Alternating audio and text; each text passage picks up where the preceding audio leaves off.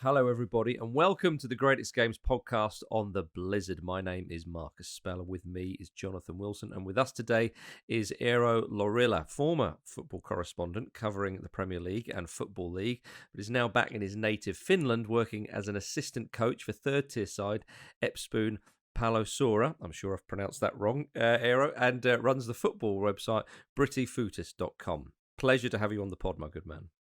Yes, thank you for asking. This is a pleasure. How do you pronounce the third tier side that you are an assistant coach of? Espoon Palloseura. Yeah, okay. Oh, well, no, I wasn't too far away. Well, today we go back to August 2012 for a Europa League playoff round second leg that ended HJK Helsinki 3, Athletic Bilbao 3. Eero, why have you gone for this game? Yeah, probably because I will never forget this match, and because it was the time when Marcelo Bielsa, he was the manager of Athletic Bilbao, and we had an office. I was working in a Finnish football club, EFK, who is now playing in the Premier League, in the Finnish level, so top level. So I was working as a head of coaching, and we had an office next to the Olympic Stadium and Finnish Stadium. So we decided to go to Spy Bielsa, and it's a bit different stadium because you can see inside of the stadium.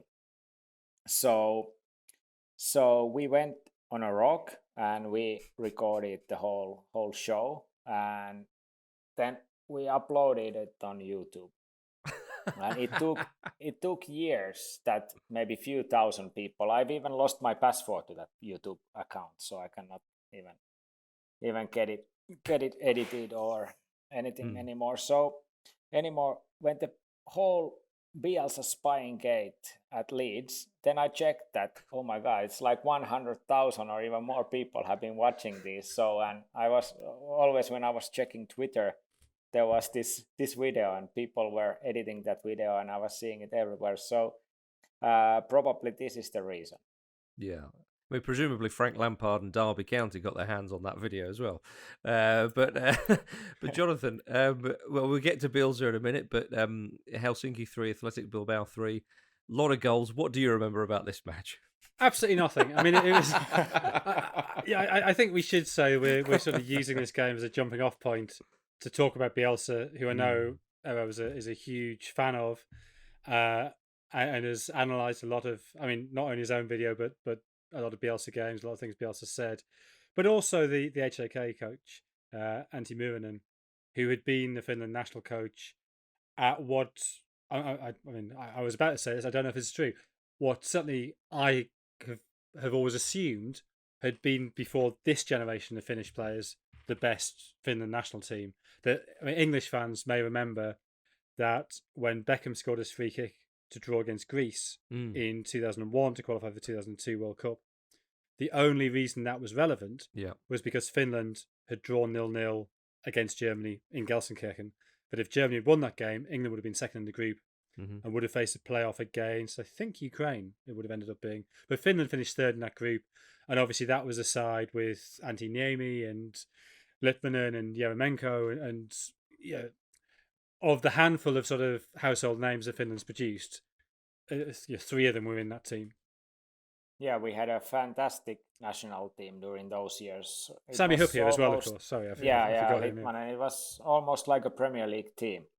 So, and when Muurinen was then sacked, was it during the 2006 World Cup qualifying matches? It was after the Netherlands when the fans started to protest, and it's even Roy Hodgson, when he was now he was asked in his interview after this last Crystal Palace match, he said that it was a pity that Finland never qualified with those players because we had a very good team. So, and this match in 2012, it was the last season when Antti Muurinen was like on top of his career when he faced Bielsa in Helsinki. After that, it kind of went a bit down and he took few positions and he's not coaching anymore. So but he is a big name in the Finnish coaching history. He took HJK to Champions League, and that's still the only time when a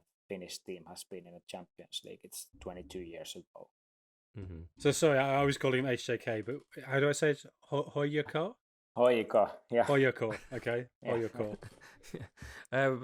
Yeah, I mean, that Finnish side, as you say, had a lot of great players. How disappointing was it that Muurinen never managed to steer them to a tournament? Because for some countries, not all, of course, but some with smaller population and haven't traditionally produced many great players over the years, to get a crop like that, I'm guessing it was very disappointing that they never quite managed it.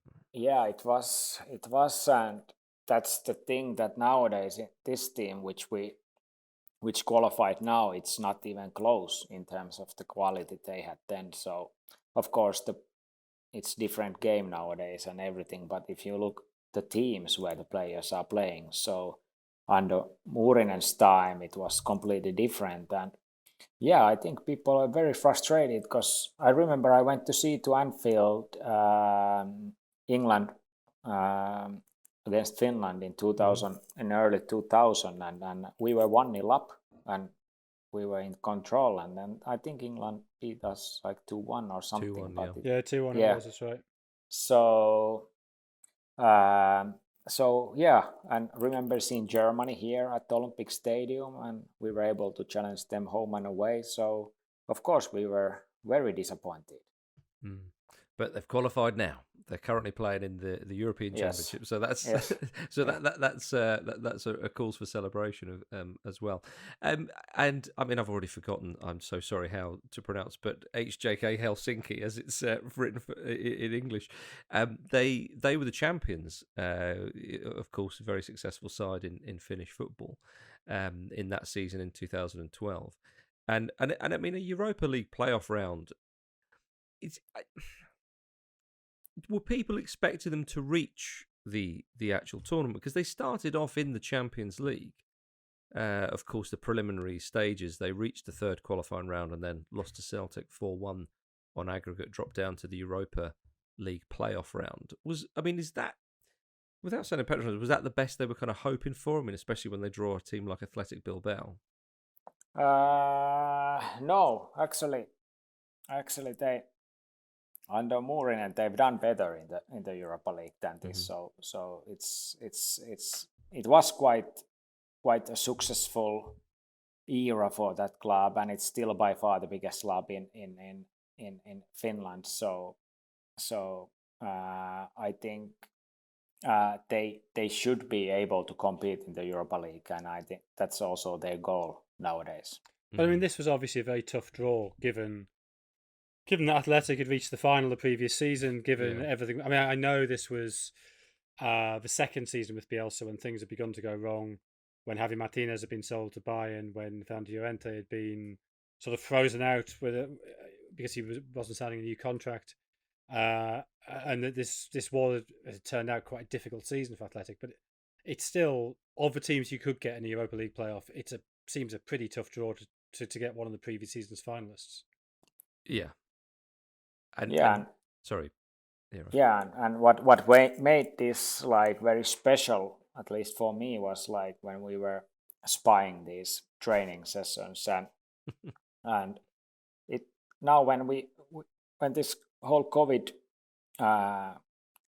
time came last year, and we were laid off for a while from the football club, so me and my friend, we had time to analyze them, and actually we realized that we didn't really understand what Bielsa was doing in those training sessions, and it took us 2 months to analyze those 30 minutes that we were able to record there. And actually I think it made us better coaches also, so that was also one of the reasons why I wanted to chat about this match. So can you give us some specifics? I mean, what was it he was doing, and what was it he was doing that it took you until last year to understand?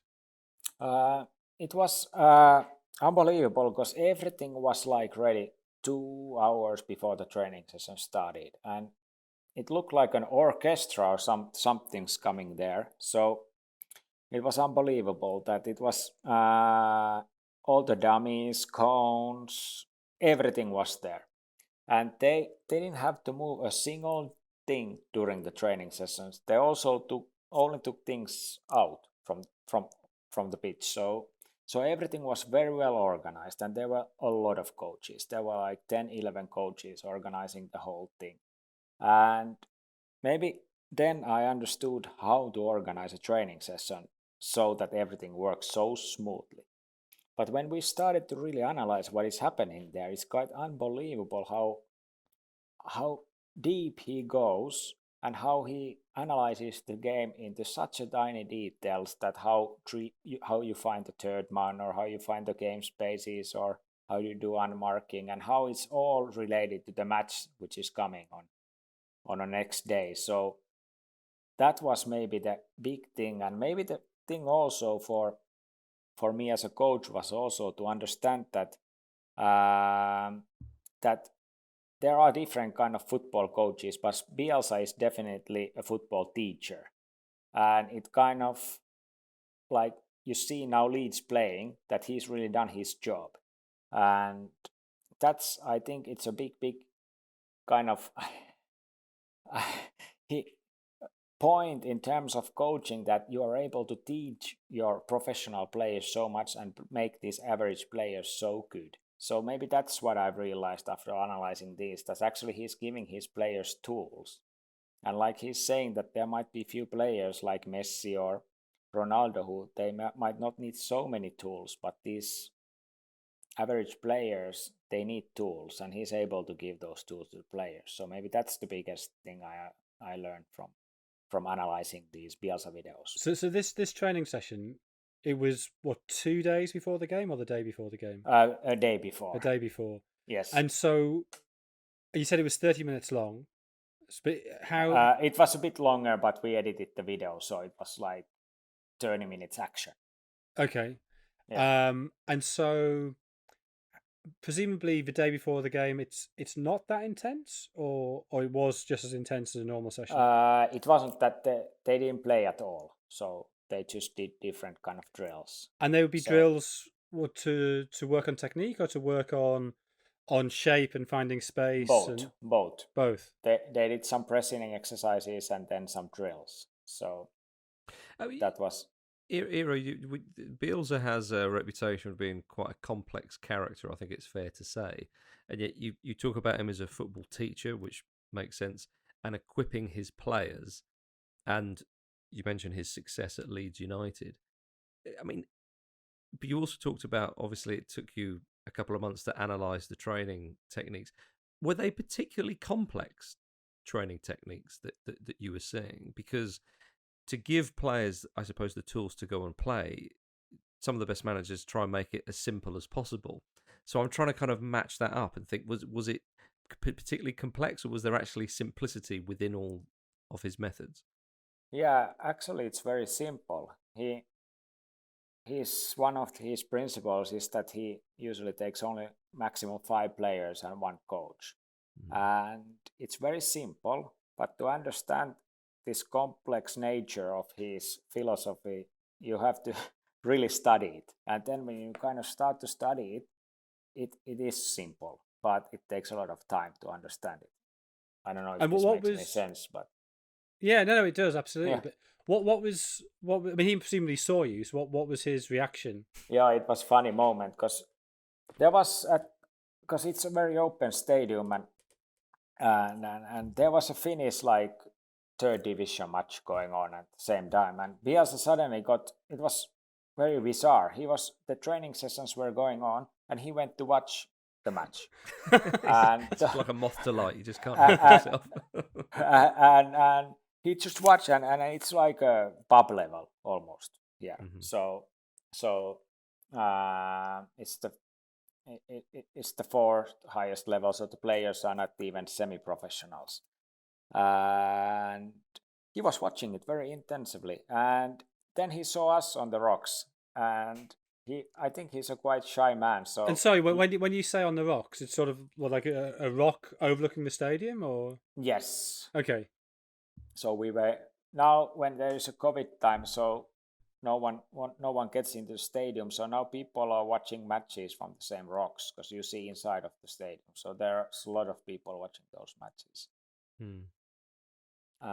So yeah, Bielsa saw us and he made clear that he has seen us, but he didn't pay any attention. Like that, he didn't say anything or shout anything, but I think he knew we were there. A bit of mutual respect, perhaps. Yes, that's what he said. Words to that effect when he was in the championship. Yeah, maybe. But it was also that they had beaten Hoiko in the first match 6-0. And that was, the Hoiko players said that it was like that. When I did my spying report, actually Hoiko's player replied that he felt like that he was in a laundry machine during that match. And that it could have been 15-0. And actually Hoiko, they only once or twice during the match really got over the halfway line. So they played it in the one goal. So, and when Hoiko got over the halfway line in the first match, they shot the crossbar. So that was the first match, and in the second match they rotated a lot of players, and it wasn't very intense match from both sides. But it definitely left a mark on Finnish football and history, and people are still speaking about the match. Yeah, interesting, as you say, the first leg finished 6-0. Bielsa said after the game, "You can never assume that any tie of this type is done and dusted, but I can't deny that we have opened up a significant advantage." As magnanimous as ever. That's such a classic Bielsa circumlocution. Yeah. Kind of, never give a straightforward answer when you can add 15 clauses to it. Exactly, yeah.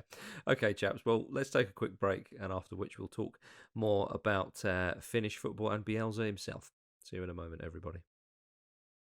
Welcome back to the Greatest Games podcast on the Blizzard. So let's get to the second leg itself. I mean, 3-3, as you say, Athletic fielded a weakened side, but you mentioned in the first half that people remember this game, perhaps they still talk about it. I mean, is this game, would you say it was quite important in recent Finnish football history? Yeah, obviously now when Bielsa hasn't visited here too often, and now Premier League is very popular here in Finland. So obviously the only time when he really now, at least last 10 years, visited here, and it was well documented because we did our spying reports, which we are trying to now translate into English since we are speaking about it. So it's a massive document. Mm-hmm.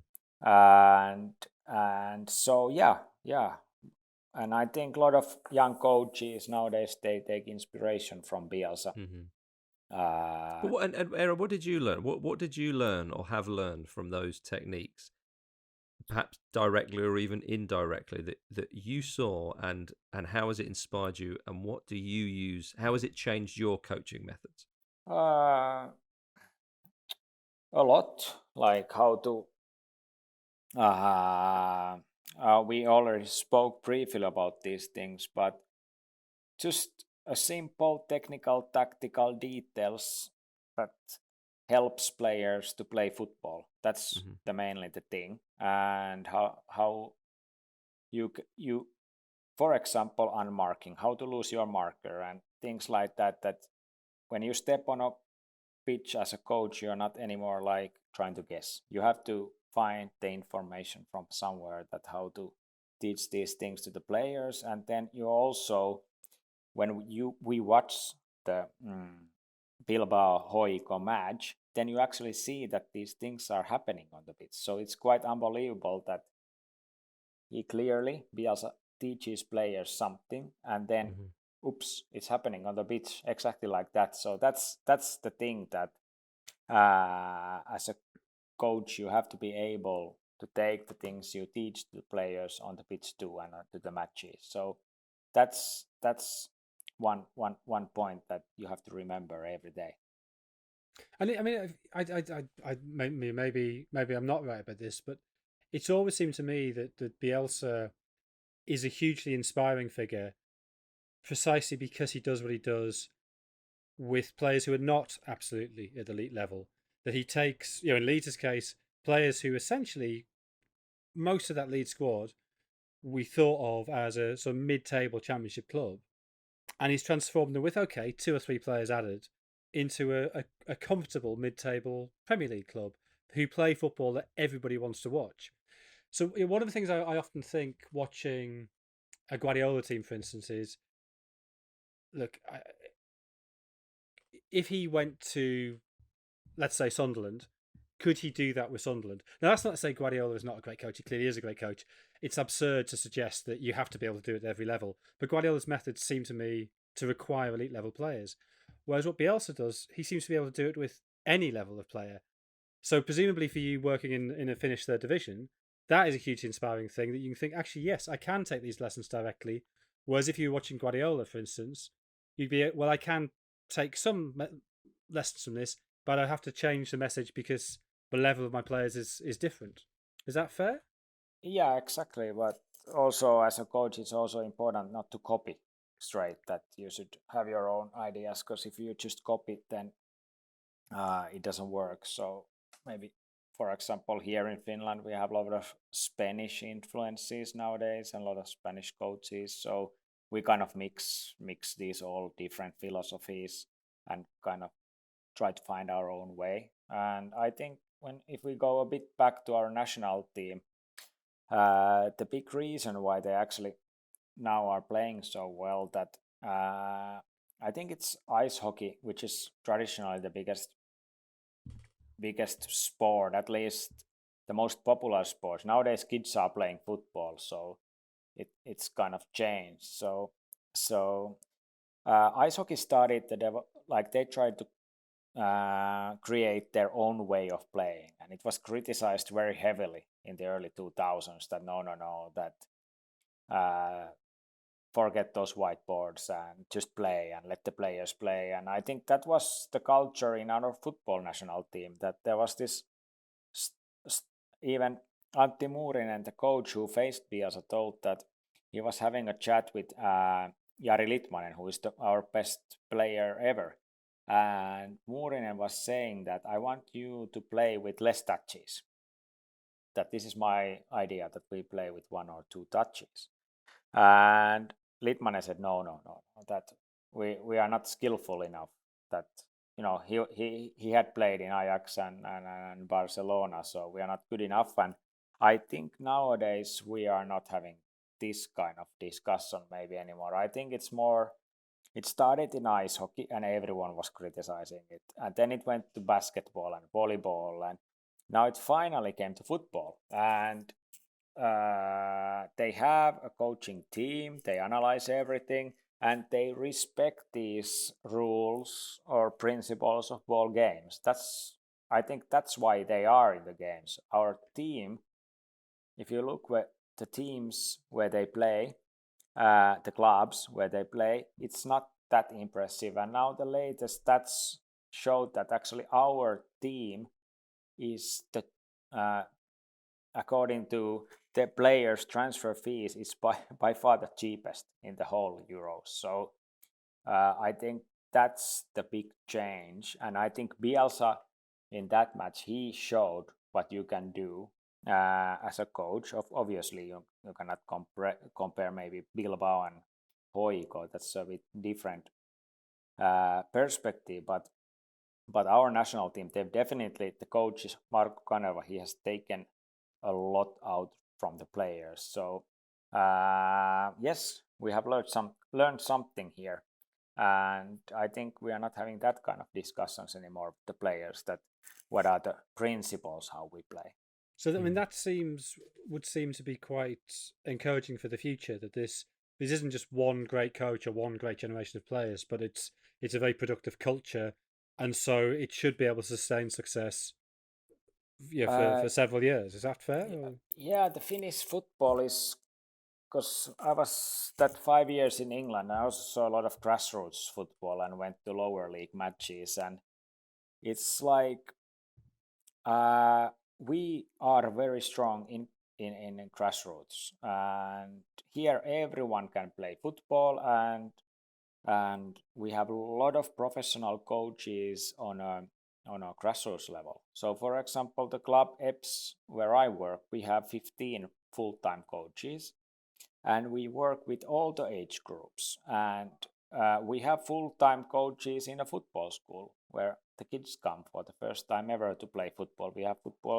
We have full-time coaches in the first team, so we have full-time coaches helping the players on every level. But the thing which is a big difference, that the players, they have to pay. So not in the first team, but even if you play on an academy level, the players, they have to pay. So it's not really a business here, and I think it has its pros and cons.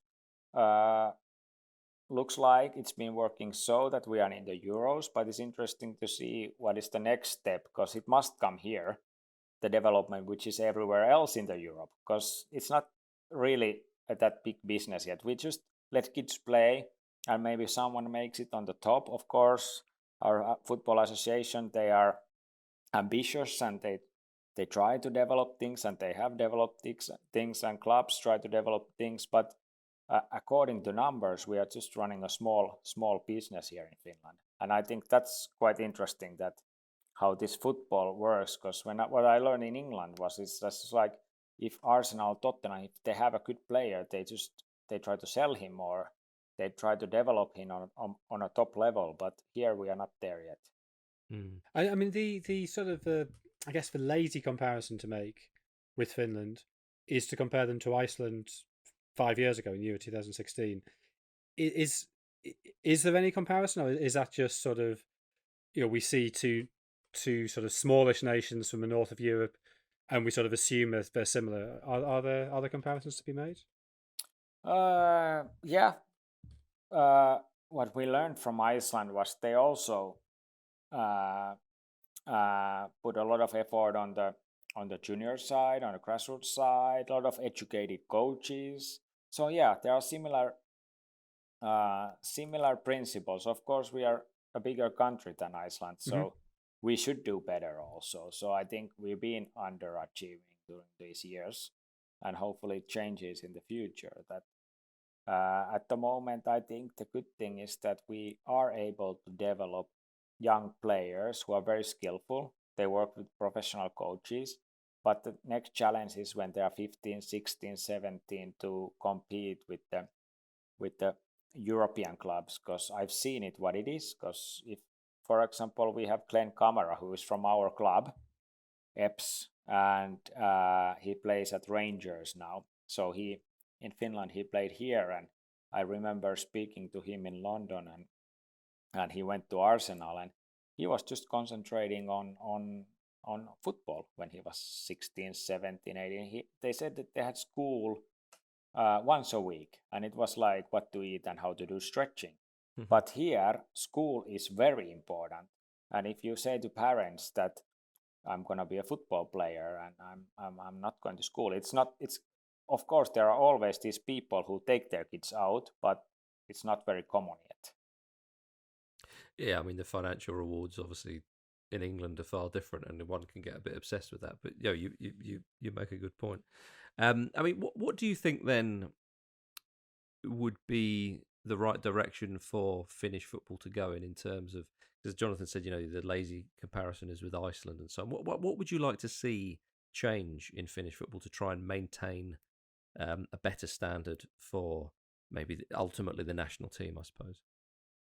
I think our national team, they found the way to do it. They analyze the opponents very deeply, and they use all their resources they can. And it's also important that they haven't copied any style from abroad. They've just analyzed what kind of players we have, and then created their own game model based on the quality of the players, and also based on and then using the game plan based on the opponent's abilities. So I think that's the way our national team should work. But I'm not the man who decides it. So But maybe So, one day, you never know. you you never know. and and and yes, I think that's like everyone can probably see Finland there, and I think it's been quite obvious how we've been a difficult team to beat, and that's how we should do, and hopefully in the future will also be better in developing and selling players abroad and making a bit more money to Finnish football, because that isn't here yet. And I mean, Jonathan, whatever happens in the Euros, without again sounding sort of patronising, the fact is that Finland they've qualified, and that can be used as a springboard for a country to go on and do good things. Yeah, I mean it's the first step, isn't it? And for a lot of countries, it's the only sort of achievable goal. Whether Finland can go on and can become a regular qualifier. I mean, in terms of population, it has advantages that Iceland clearly doesn't. I mean, I think Iceland is so small that there's always going to be. I mean, even sort of the Netherlands, you see, there's ups and downs. But Iceland, it's just not possible to have a great generation every 4 years. Or Slovenia, if you think they had that one great generation back in 2000, 2002, you're qualifying for the Euros and the World Cup, and now nowhere near qualifying. So I think for smaller nations it is difficult, but obviously Finland is a little bit bigger than those two. A 24 team Euros maybe makes it slightly easier. But yeah, I guess it's about enjoying this tournament. I mean, again, that does sound patronising. I don't mean it to, but to be there is an achievement. For your first one is something to be celebrated, and so almost whatever happens on the pitch, it's the first box is ticked, and then you look at World Cup qualifying, and then you look at, can we get back to the Euros, and can we start to maybe push on and see how far we can go in the tournament. I mean, the fact that Iceland got to the quarterfinals of the last Euros, is utterly remarkable. Wales, I guess, another comparison that, of course, I was going to say they benefit. Maybe there's clearly advantages and disadvantages of being so enmeshed in the English system that they, there's a possibility even to lose players to England, but at the same time, a lot of their players will get high-level academy coaching from being in the English system. So maybe Wales isn't a fair comparison. But in terms of a smaller population, you're not going to get to every tournament. But if you can get to a few and then enjoy it when you're there, and if you can do what Wales did and get to the semi-final of one, well, that's sensational. Yeah, no doubt. Sorry, Eero, you. Yeah, I think like Denmark, who is in our group, of course, they have a long tradition in football, and they've been very successful. But it's a country of the size of Finland in terms of the population. So that's something, and according to the latest FIFA studies, their transfer fees from the Danish clubs last year, was it like $60 million, and ours were $3 million. So that's the gap we are having now on a money front, but obviously with the help of coaching and we have this term in Finnish, this sisu, which is like our attitude, never give up, and I think our team is a good example of that. And they also have a very strong like pride and in a good way, and sense of belonging and team cohesion in the team. So these are the things, and because traditionally in Finland we've been pretty good in running, on cross country skiing or ski jumping, because we are a very big country in terms of these distances. So from here up north is over 1,000 kilometers. So it's a big country, and we've been a bit isolated, and it changes a bit. But it took even our ice hockey team. It wasn't very successful until the 90s. So it's been changing, and the nature of young people is changing. That they like to be together. They like to be in the team sports, and they used to be enjoying throwing javelin, and no one's doing that anymore. No one's doing ski jumping. Of course, someone is doing, but not not too many people anymore. Everyone wants to play football, so that's changing, and they want to be in team. So that's one of the reasons also, and that's also good for the future of Finnish football. And all that's missing is a marquee win against England, as is the tradition of the Nordic and Scandinavian nations, of course, here. No doubt that will come sooner rather than later. But it's been a pleasure talking to you about Finnish football, how it has developed and is developing, and what it's like to spy on Marcelo Bielsa to give him a taste of his own medicine. So thank you very much for coming on the pod, Eero. Thank you. It was a pleasure, and I hope it didn't distract too much that I was in this away dressing room and it's just the lights go off. Yeah, we should explain to anybody who sees the video that it is an automatic light that keeps going out. So that's why I was sitting in the darkness. It's not. I should wave my hand a bit once in a while to get it. This is another spying technique. You're in the way dressing room in the darkness, just waiting for any kind of little whisper about the tactics and so on. This is how it works. Yeah, we have to use all the tricks. We don't have a very big budget, but we try. And I hope you succeed, sir. But thank you very much for coming on the pod. Thank you. For more stories like that, do check out theblizzard.co.uk. Myself and Jonathan will be back next week with another great game from the history of football. See you then. Football. See you then. Football. See you then. Football.